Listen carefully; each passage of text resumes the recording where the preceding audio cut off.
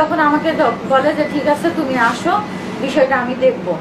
শিবিরের যে দল করে, যে ইউনিয়ন সভাপতি, ওর নাম হচ্ছে হারুন, অর্থাৎ হচ্ছে আমার হাজবেন্ডের ছোট ভাই, ও এবং আমার হাজবেন্ড দুইজন মিলে আমাকে মারধর করে। নাটোরের বড়াইগ্রাম উপজেলায় বিদ্যুতের খুঁটির সাথে বেঁধে নারীকে নির্যাতন করে তালাকনামায় স্বাক্ষর নেয়ার আলোচিত ঘটনায় থানায় মামলা দায়ের হলেও বড়াইগ্রাম উপজেলা জামাতের সেক্রেটারি আবু বকর সিদ্দিক চাপে আসামিদের গ্রেপ্তার না করার অভিযোগ তুলেছেন ভুক্তভোগী নারী।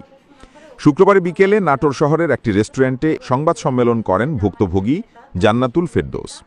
জান্নাতুল ফেরদৌস বলেন, গত 4 ফেব্রুয়ারি ধর্মীয় বিধান মেনে 2 লক্ষ টাকা মহারণায় তাদের বিয়ে হয়। একটি ভাড়া বাসায় কিছুদিন সংসার করার পর সেখান থেকে বাড়ি চলে যান হাসানুর রহমান।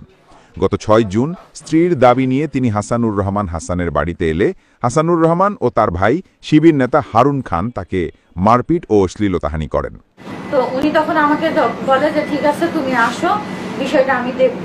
তো ওনার আশ্বাসে কিন্তু আমি আসছিলাম। আসার পরে ওর বাড়ি পর্যন্ত আমি গেছিলাম, কিন্তু ওর বাড়িতে আসার পরেও আমার আরো হয়ে গেছে উল্টা।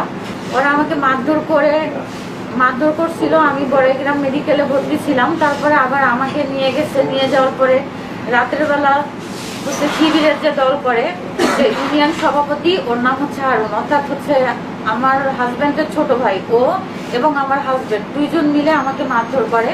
তারপরে দিনের বেলা যখন হচ্ছে আবার বৈদ্যুতিক খুঁটির সাথে বেঁধে রাখে, তখন বেশি মারতে পারে নাই, কারণ দিনের বেলা ছিল আর এলাকার লোকজনেরা সবাই চলে আসছিল, সে কারণে তখন ওরা হচ্ছে আমাকে ছেড়ে দেয়।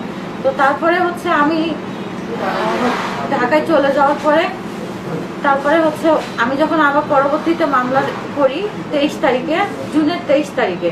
তো জুনের 23 তারিখে করার পরে আমার 25 তারিখে মামলা রেকর্ড হয়। রেকর্ড হওয়ার পরে এই পর্যন্ত আমার একটা কোনো আসামি ধরে নাই। তো আমার আসলে কি জামায়াতের নেতার জন্য কি জামায়াতের দল করে, সেই কারণে কি ওদের হচ্ছে পুলিশ অ্যারেস্ট করতেছে না, না টাকা খাইছে, কোনটা কারণে পুলিশ হচ্ছে অ্যারেস্ট করতেছে না? তো কারণ তো অবশ্যই দুইটা আছে, দুইটা ছাড়া তো তাহলে আমি কি আমার এই বিচার পাবো না?